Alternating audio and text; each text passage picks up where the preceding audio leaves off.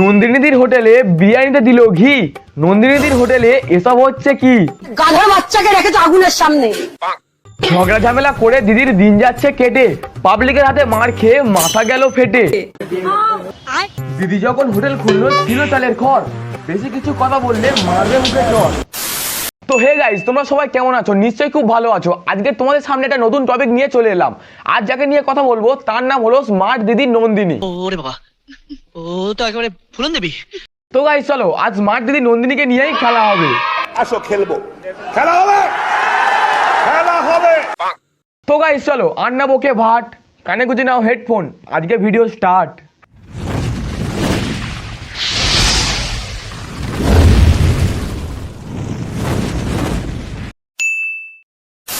তো গাইস সবার প্রথমে বলো, কে কে নন্দিনী হোটেলে খেতে যেতে চাও? ও মামা দুটো পয়সা দাও না, আমার খুব খিদে পেয়েছে, দুটো পয়সা দাও না। তো গাইস নন্দিনীদের হোটেলে স্পেশাল মেনু হলো পাকা রুইয়ের বড় বড় পেটি। তবে বন্ধুরা আমার, রুই মাছের পেটি বাদ দিয়ে সবাই এখন দিদির পেটির দিকে নজর দিচ্ছে। পেটির লোভে হোটেলে গেলে না নন্দিনীদি পিছনে লাথি মেরে তাড়া করবে, বুঝলে? বলেন কি? বাঙালির হাতে বাঙালি খাবার খেতে হলে আমার দোকানে আসতে হবে। আর বাঙালির খাবার খেয়ে পেট খারাপ করলে দুয়ারে সরকার থেকে দেওয়া শৌচাগারে ছুটতে হবে।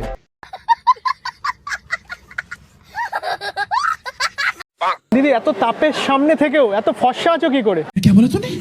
মার গেড়েছে এ শালা ফুড ব্লগারটা, তো দেখছি ভালোই ঢ্যামনা আছে। কেসটা তুমি ধরেই ফেলেছো। দিদি এত তাপের সামনে থেকেও এত ফর্সা আছো কি করে? নন্দিনীদি রানুপুরির গু মাখে। কেন ভাই তুই মাখবি? তোকেও ফর্সা লাগবে।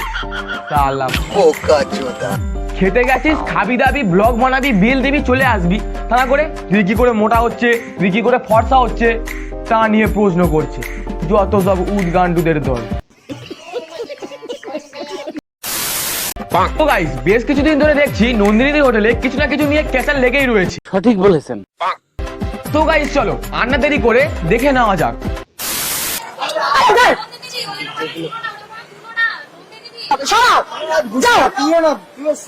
আরে দিদি আস্তে কথা বলো, কানের পর্দা ফেটে যাবে এবার। তোমার চিৎকারে যদি আমাদের এরকম হয় তাহলে তোমার হোটেলের সামনে কাকপক্ষীগুলোর কি হাল হবে? শুনেছি তোর চিৎকারে অতিষ্ঠ হয়ে তোদের পাড়ার কাকগুলো নাকি পাশের পাড়ার গাছে গিয়ে আশ্রয় নিয়েছে। আরে দিদি তুমি তো এতদিন আগুনের মতন ফায়ার ছিলে, কিন্তু তোমাকে কে মেরে এই ঝরঝরে ভাঙা স্টোভ করে দিল? কি বললি? আমি ঝরঝরে ভাঙা স্টোভ? তো বন্ধুরা নন্দিনীদি শুধু ব্যবসা করে না, ফাইটও করে। বলেন কি? তো চলো দেখে নেওয়া যাক। অনেকক্ষণ ধরে বলছি না, শুনবি না? না ভাই আমার ভেবেছিল যে নন্দিনীদির হোটেলে গিয়ে কম পয়সায় দিদির পেটির ঝোল দিয়ে ভাত খাবে। মানে কি বলবো, যাই হোক। নে এবার কত খাবি খা। যা আবার খা।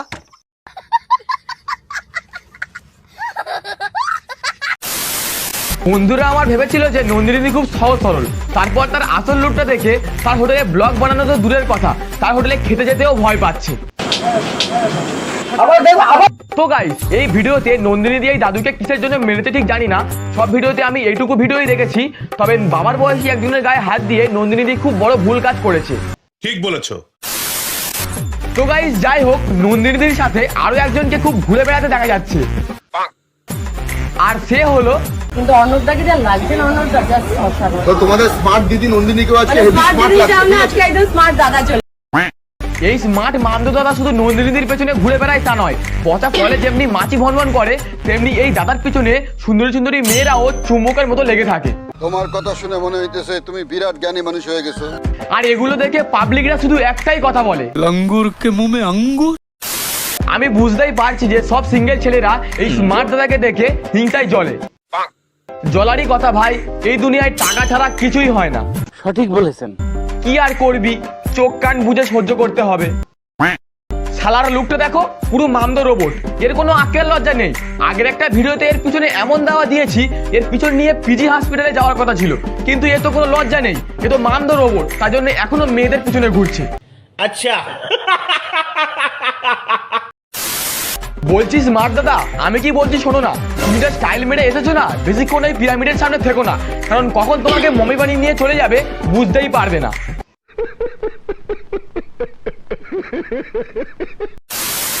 এত স্মার্ট দাদা, মানে আপনি আমাকে মানে হাইজ্যাক করে আমি না এসে থাকতে পারি? তোমরা বলো, তোমরা কমেন্টে জানাও যে আমি এসে ঠিক করেছি না ভুল করেছি। একদম ঠিক করেছো দিদি, একদম ঠিক করেছো। তুমি না এর সাথে ঘুরে ভিডিও বানালে আমরা বুঝতেই পারতাম না যে এই স্মার্ট মামদের রোবট দাদা এখনো বেঁচে আছে কিনা।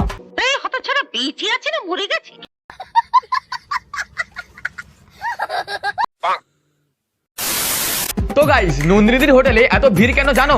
জানি না।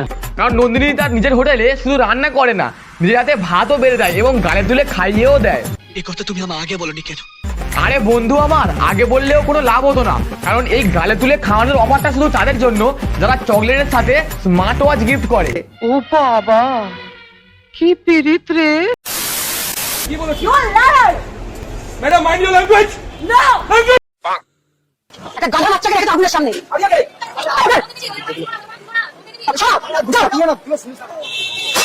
তুই তো তাহলে সব করিস, এখন আমার দরকার কি আছে? তুই যখন সব করিস ওই আগুনের মধ্যে যাচ্ছিস, কেন যাচ্ছিস? বাবা মার গিলেছে। এ ভাই, এ কে রে? এ তো পুরো খতর রং মাল রে। ये सब क्या देखना पड़ रहा है? अच्छा है मैं अंधा हूँ। তো দিদি, শেষ পর্যায়ে এসে তোমাকে একটা কথা বুঝিয়ে বলি, তোমার বাবার হাতে কাজ করার পাশাপাশি একটু নম্র আচরণ করবে, দেখবে মানুষের কাছ থেকে অনেক ভালোবাসা পাবে। ঠিক বলেছো। তো বন্ধুরা, ভিডিওটা আমি এখানেই শেষ করছি। ভিডিওটা যদি তোমাদের ভালো লেগে থাকে তাহলে চ্যানেলটাকে লাইক, কমেন্ট, সাবস্ক্রাইব করতে একদমই ভুলো না। আর এই ভিডিওটা শুধু বিনোদনের জন্য বানানো হয়েছে, কেউ কোনো খারাপ মাইন্ডে নেবে না। তো চলো বন্ধুরা, ভিডিওটা দেখো, এনজয় করতে থাকো। তো চলো, টাটা, বাই বাই।